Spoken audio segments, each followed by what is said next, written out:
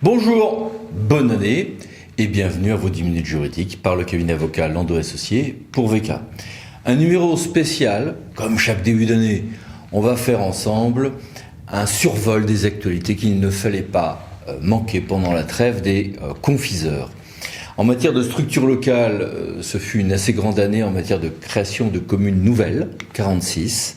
L'intercommunalité continue à voir depuis 2018 son coefficient d'intégration fiscale augmenter, ce qui est révélateur d'une maintien de montée en puissance en dépit d'un léger tassement.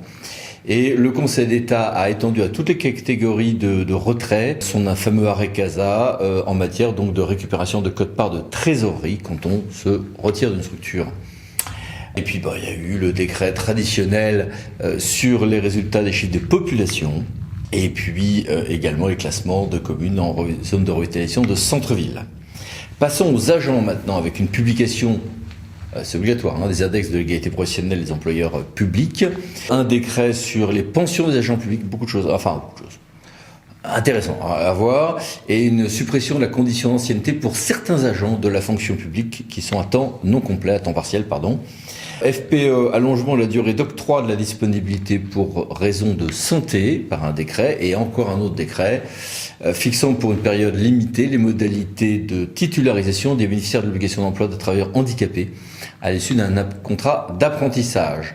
Le Conseil d'État, de son côté, a estimé, c'est une sorte de présomption d'urgence quand on a une exclusion temporaire des fonctions qui dépasse un mois. C'est un peu plus subtil que ça en réalité. Passons aux élus avec la mise à jour, comme 2 fois par an, du guide AMF du statut de l'élu local. C'est toujours très bien fait, c'est en téléchargement gratuit sur le site de l'Association des maires de France. Et puis le Conseil constitutionnel, par renvoi du Conseil d'État, va statuer en QPC sur cette fameuse question des inéligibilités résultant d'une exécution provisoire du jugement pénal de première instance. Il y a comme une actualité sur ce point par ailleurs.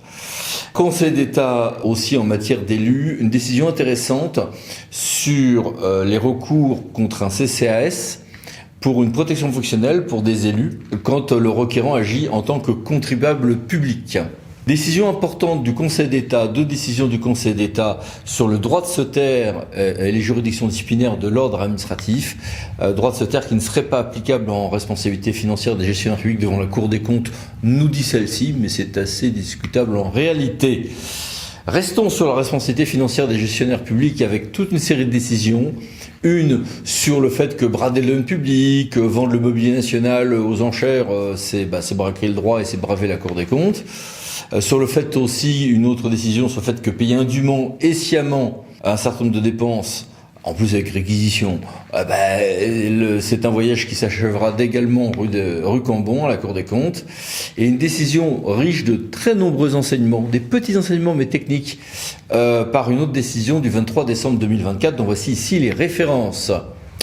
À regarder sur le site de l'Observatoire de la SMAC, la responsabilité de la SMAC, une décision intéressante du Théâtre Bordeaux sur la responsabilité ou non, en l'occurrence non de la commune, quand il y a une chute sur un marché de Noël avec un câble électrique. En matière d'urbanisme, grosse actualité aussi, est-ce qu'un rapporteur public peut s'adonner sans contradictoire à des promenades sur site? Réponse oui pour la CA de Nancy, mais c'est discutable. Je vous l'avais déjà annoncé celle-là, ainsi qu'une autre tout à l'heure dans le numéro précédent, mais comme il a été diffusé au lendemain de Noël, je voulais penser à ceux qui peut-être étaient déjà en congé. Et un décret sur l'obligation de participation du public pour certains projets individuels qui sont dans des périmètres d'installation Céveso, pour les autorisations d'urbanisme, et un autre décret sur l'urbanisme commercial, cette fois-ci, sur la durée des autorisations d'exploitation commerciale adossées à un permis de construire.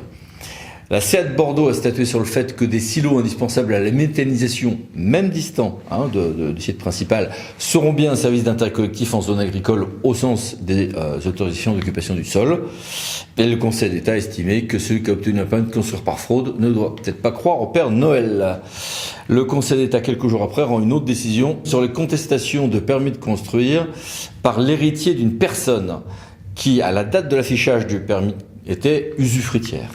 Et puis, autre décision sur les antennes relais et le réseau public d'électricité quand celui-ci est insuffisant. En matière de contrat, il y a eu tout un décret avec pas mal de choses Pas des grosses choses, mais de choses sur la simplification du droit à la commande publique. N'hésitez pas à me mettre sur pause, je vous fais défiler tout ça. J'ai failli en faire un gros dossier, et puis plus je décortiquais ce texte, plus j'en discutais avec les uns et les autres, plus on se disait, bon, c'est quand même pas la grosse réforme espérée. On espère soit un décret plus ambitieux, soit probablement une loi qui est dans les limbes pour l'instant. Et puis, on devait avoir une pérennisation du seuil de 100 000 euros par décret ou peut-être par la loi. Finalement, c'est une simple prorogation par un autre décret du seuil de 100 000 euros pour les travaux. La DAE, des directions d'achat de l'État, a mis à jour sa méthodologie de calcul des économies d'achat. C'est obligatoire pour c'est un outil pour les services de l'État. Et comme vous le savez, le Conseil d'État d'ailleurs avait, il y a quelque temps, dit que on pouvait demander une prolongation des contrats d'assurance quand même, ceci était résilié par la collectivité publique. Le temps de trouver un autre, ce qui est prévu par le code de l'assurance, le temps de trouver un autre co-contractant. Cette suspension, cette prolongation après résiliation par l'assureur, elle n'est pas prévue par le code de l'assurance, mais c'est le temps qu'on trouve un autre assureur. Oui, mais alors une collectivité qui, elle, avait été saisir le juge pour demander cette prolongation. T'es admise par ordonnance, tu dis non, t'es gentil, mais toi tu prends une décision. L'assureur a besoin d'un contestant, c'est pas à moi, juge, de prendre cette décision. Les praticiens du contentieux administratif ont reconnu une application du fameux principe Préfet-Leur. Contrat, point de départ des délais de prescription d'un certain nombre d'actions en matière de travaux publics.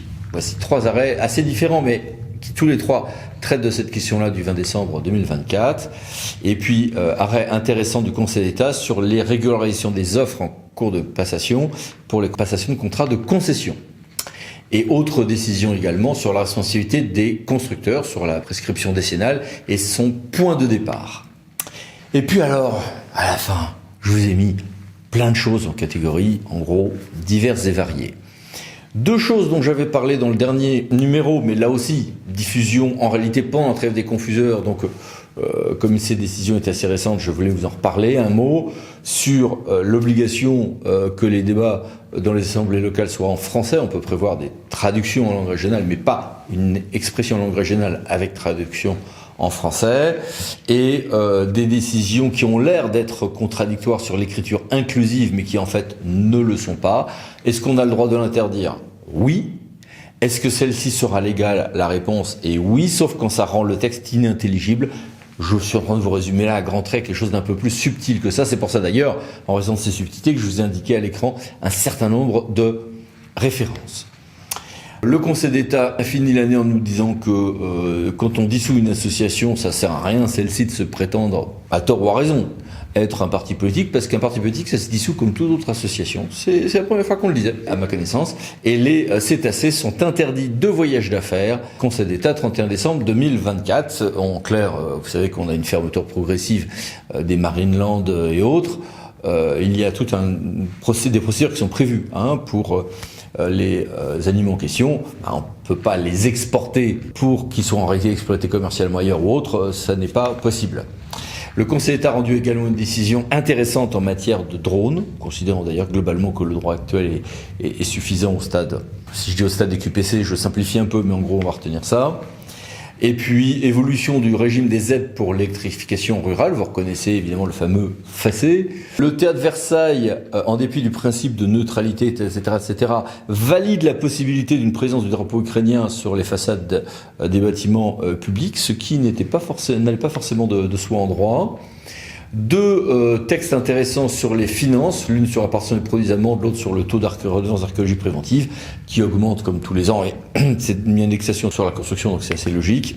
Et puis plein de textes, comme tous les ans, sur les budgets à la comptabilité pour les collectivités locales, territoriales, comme pour les stations publiques de santé. N'hésitez pas à mettre sur pause pour retrouver le vôtre. Quand je dis tout mis ici, j'espère ne pas en avoir loupé, les voilà.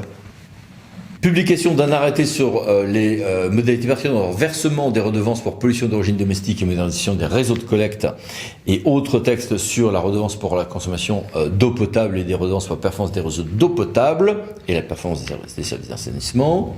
Et puis toute une série de mini-brefs. Là aussi, n'hésitez pas à mettre sur pause parce qu'il y a des choses intéressantes et importantes dedans que voici, que voilà et que voici encore.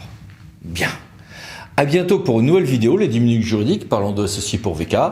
Lundi prochain, on sera sur des modalités plus classiques avec les abrèves et un dossier qui portera sur les modalités de dépôt en ligne et de remplissage des APC en commande publique, parce qu'il y a beaucoup de difficultés depuis quelque temps. On va faire le point, notamment sur les astuces pour répondre à ces difficultés lundi prochain. Mais d'ici là, de nouveau bonne année. Pensez aux abonnés, c'est par là. Et puis merci, au revoir.